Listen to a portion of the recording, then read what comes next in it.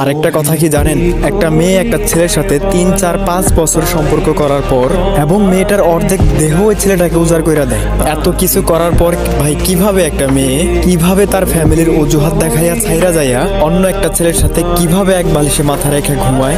বিয়ের আগে বলতেছিল তার বাপ মা নাকি তার জোর করে বিয়ে দিতেছে, কিন্তু আমি এইটা বুঝলাম না, অন্য মানুষকে দেখানোর জন্য নিজ হাতে মেহেদি লাগাইলো, তারপর অন্যের চোখে সুন্দর লাগার জন্য মুখে মেকআপও করলো, তারপর অন্য একটা ছেলের শেরওয়ানির সাথে ম্যাচিং করে শাড়িও পরলো, তারপর অন্যকে পাওয়ার জন্য নিজ মুখেই কবুলও বলল, তারপর অন্যের ভালোবাসা পাওয়ার জন্য নিজের শরীরের সমস্ত কাপড় খুইলা অন্য একটা ছেলেকে দেহ উজাড় কইরা দিল।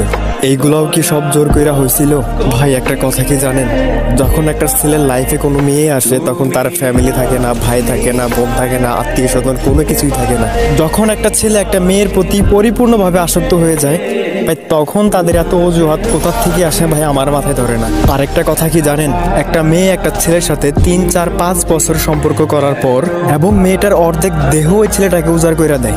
এত কিছু করার পর ভাই কিভাবে একটা মেয়ে কিভাবে তার ফ্যামিলির অজুহাত দেখাইয়া ছাইরা যাইয়া অন্য একটা ছেলের সাথে কিভাবে এক বালিশে মাথা রেখে ঘুমায়, আবার অন্য একটা পুরুষকে গরু ছাগলের মতো নিজের দেহটাও বিলাইয়া দেয়? ওরা কেমনে পারে ভাই?